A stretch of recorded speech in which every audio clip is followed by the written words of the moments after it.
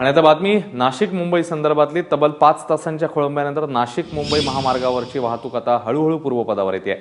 पहाटे 5 वाजण्याच्या दरम्यान पाडळी रेल्वे स्थानकात गोरखपूर एक्सप्रेसचं इंजिन बंद पडलं, त्यामुळे मार्गावरची वाहतूक विस्कळीत झाली। याचा परिणाम पाठीमागून येणाऱ्या गाड्यांवर देखील बघायला मिळाला। खोळंब्यामुळे गोदावरी एक्सप्रेस रद्द झाली आहे। राज्यराणी एक्सप्रेसला नाशिक स्थानकात थांबवून ठेवण्यात आलं होतं, तर पंचवटी एक्सप्रेस देखील खोळंब्यामुळे रखडली होती।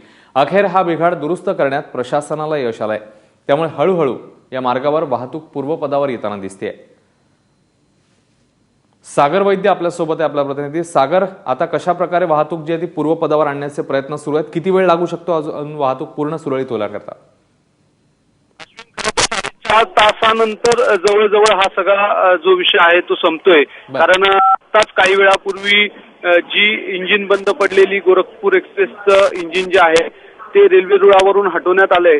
त्याच्यामुळे आता 4.5 तासानंतर नाशिकहून मुंबईला जाणारी रेल्वेची वाहतूक सुरू झाली आहे। आताची जी परिस्थिती आहे, इथे राज्यराणी एक्सप्रेस जी नाशिकच्या स्टेशनवर थांबवण्यात आलेली होती ती आता मार्गस्थ झालेली आहे। पंचवटी एक्सप्रेस सुद्धा मार्गस्थ झालेली आहे। त्याच्यामुळे आता थोड्या वेळानंतर साधारणतः 2 ते 3 तासात गाड्यांचं वेळापत्रक जे आहे ते पूर्वपदावर येईल। अश्विन, सागर, धन्यवाद या माहितीबद्दल।